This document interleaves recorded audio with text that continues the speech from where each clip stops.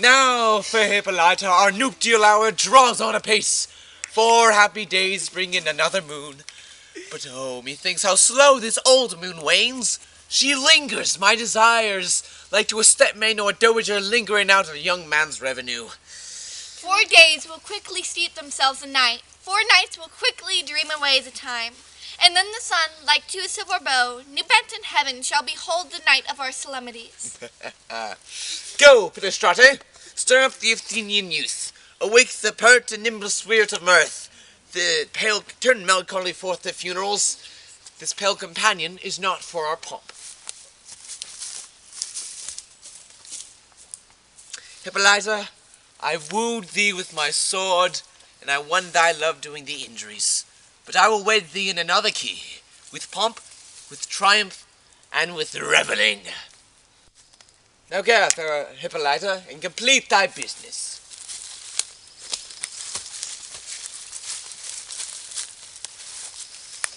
Happy be Theseus, our renowned duke. Thanks, good Aegeus. What's the news with thee? Full of vexation come I, with complaint against my child, my daughter Hermia. Stand forth, Demetrius, my noble lord. This man hath my consent to marry her. Stand forth, Lysander, my gracious duke.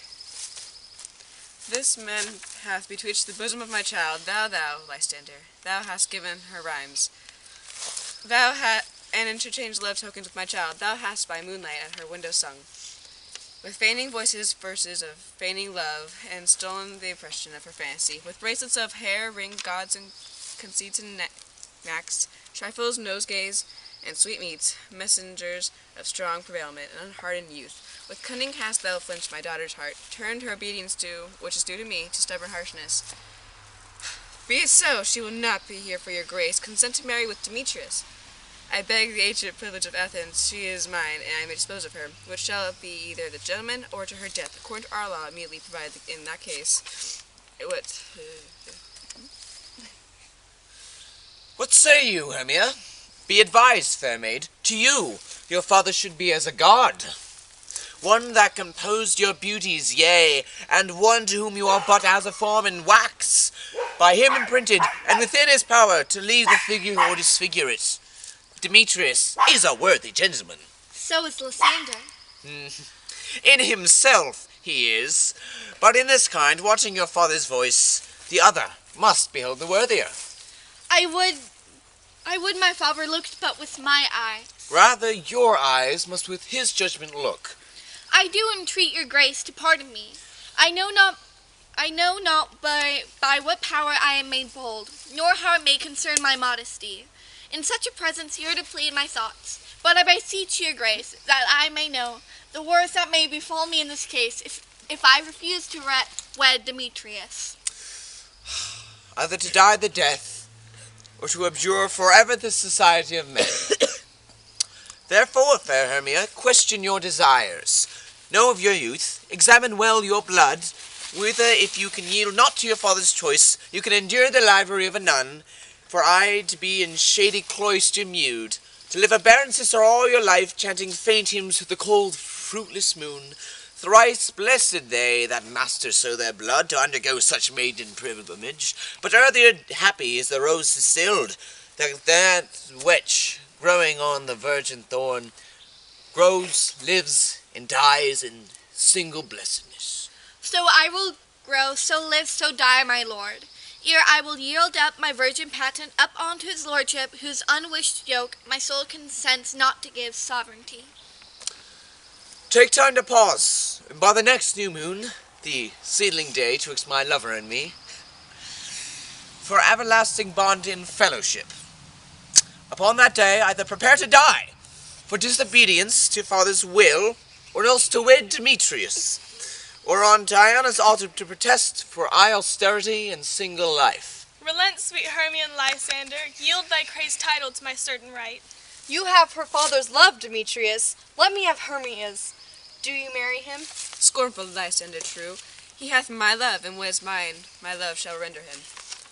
And she is mine, and all my right of her, I do estate that unto Demetrius.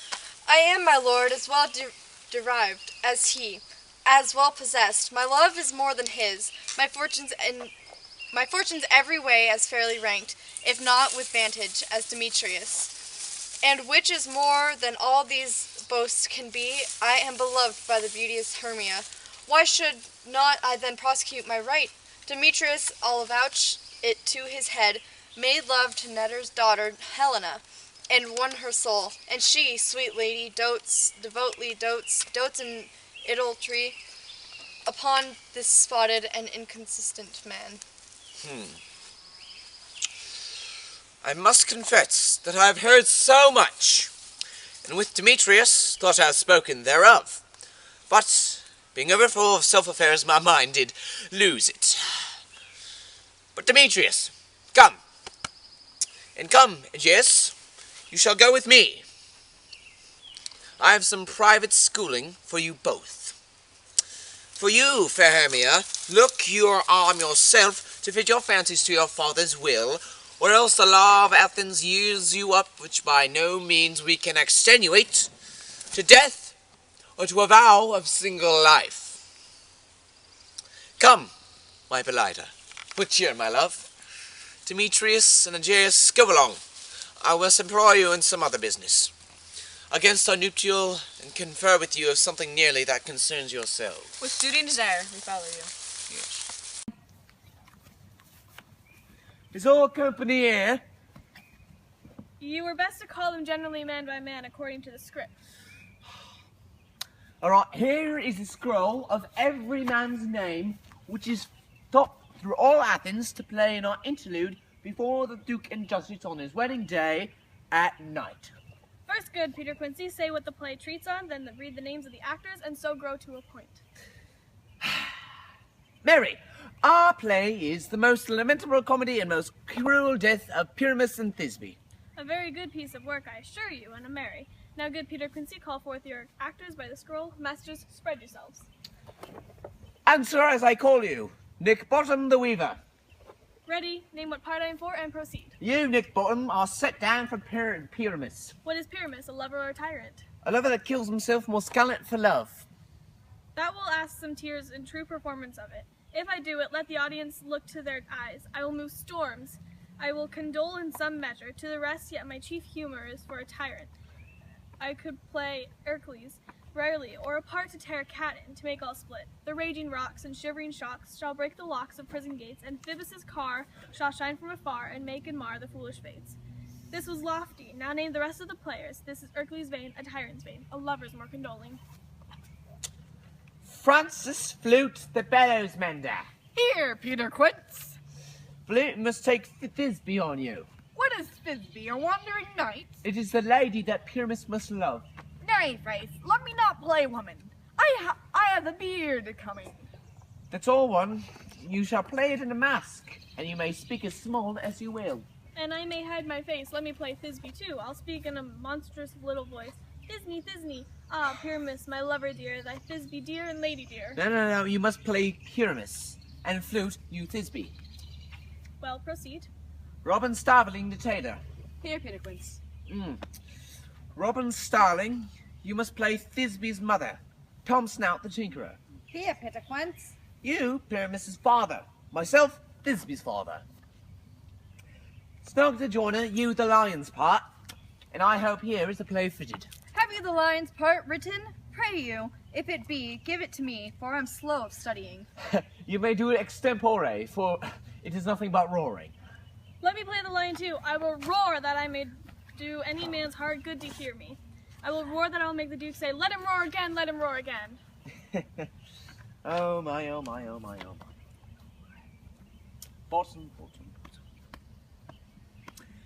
And you should do it too terribly. You would fright the Duchess and the ladies that they would shriek, and that were enough to hang us all. That would hang us, every mother's son. I grant you, friends, if you should fright the ladies out of their wits, they would have no more discretion but to hang us. But I will aggravate my voice, so that I will roar you as gently as any sucking dove, and I will roar you and tware any nightingale. You can play no part but Pyramus, for Pyramus is a sweet-faced man, a proper man, as one shall see in a summer's day, a most gentlemanlike man. Therefore you must needs play Pyramus. Well, I will undertake it. What beard were I best to play it in? Why what you will. I will discharge it in either your straw-colored beard, your orange tawny beard, your purple ingrained beard, or your French crown color beard, your perfect yellow. Some of your French crowns have no hair at all, and then you will play barefaced. But, masters, here are your parts.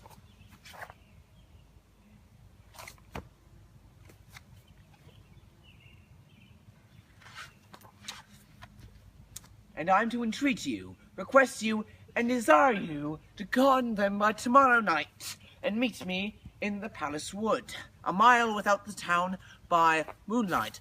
There we will rehearse. For if we meet in the city, we shall be dogged with company, and our devices known. In the meantime, I'll draw a bill of properties such as our play wants. I pray you fail me not. We will meet, and there we may rehearse most obscenely and courageously. Take pains, be prepared. Adieu. At the Duke's Oak we meet. Enough. Hold or cut bowstrings.